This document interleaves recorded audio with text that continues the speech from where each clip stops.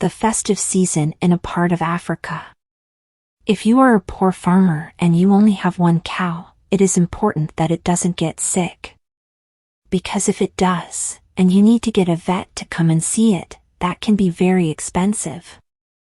But if you are afraid that your cow will die, then you must send for the vet even if it is the festive season and Christmas was only 2 days ago.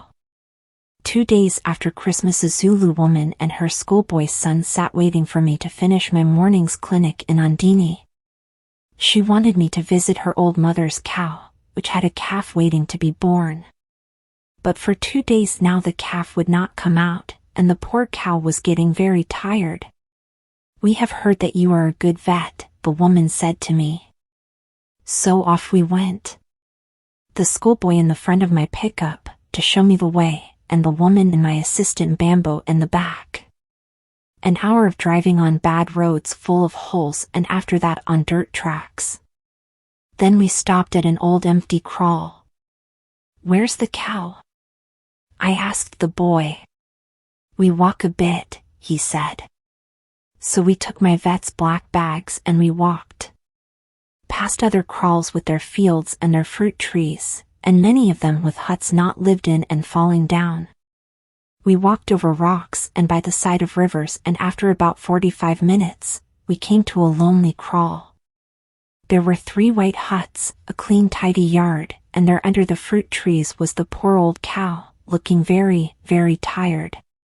They brought out 2 nice wooden chairs with colorful seats from the middle hut. I put my black bags on them, but first, I said hello in the proper Zulu way to Granny, who owned the cow. Inkosikatsi, I called her. She was a very small woman, but she was the head of her family in the kraal. Then I looked at the cow and found that the calf was still alive, and very, very big. So, with Bambo helping me, I put the cow to sleep and did a cesarean. When I finished, there was a crowd of about 50 people watching, men standing, older women sitting on the ground, children sitting in the fruit trees.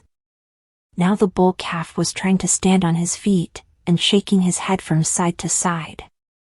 Someone brought a chair for Granny to sit on. "We must talk about money. Is business now," she called out so everyone could hear. "Well," I said, "you nearly had a dead cow and a dead calf, but I came and got the calf out, and so now they are both alive, not so?" She agreed, and 50 other people agreed too. And I drove all the way from Mondini in my pickup, which is a thirsty car, as thirsty as an old man drinking beer on a Sunday. Smiles and laughter. And if you take good care of this calf and he grows into a strong young bull, when he is a year old, at the market in Ondini, they will pay you 1,500 rands for him. Not so? Yes. The old men in the crowd nodded their heads. And the cow, she is old and tired, and the flies are very bad this summer. But if she lives, next autumn you can sell her for over 2,500 rands. Loud noises of agreement from the crowd. So then, Inkosikatsi, my work has given you about 4,000 rands that you didn't have before. Yes. So how about we go halves, and I take 2,000 rands? Much whispering between Granny and her friends. "That's lots of money," she said. "Yes, it is," I said, "and we have just had Christmas and soon it will be New Year, and maybe the cow will die. So it is better that I don't ask for so much. You can pay me just half of that, 750 rands.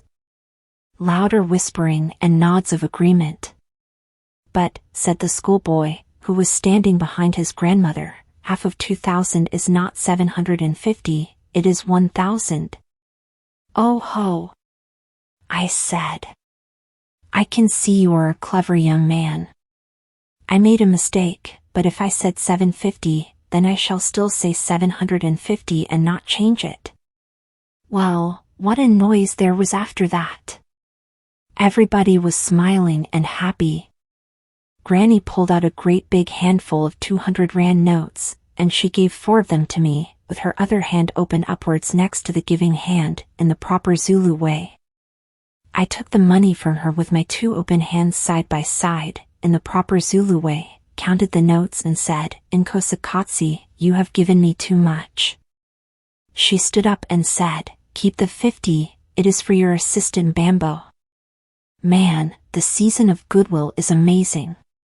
Then we walked back for an hour, mostly uphill, with a long line of helpers carrying my bags. We stopped sometimes to eat the sweet wild fruit that grows around most of the old kraals in this part of Africa. In the festive season. The end. Thanks for watching. If you liked the video, please like and subscribe to my channel. Check out my other videos for more content like this.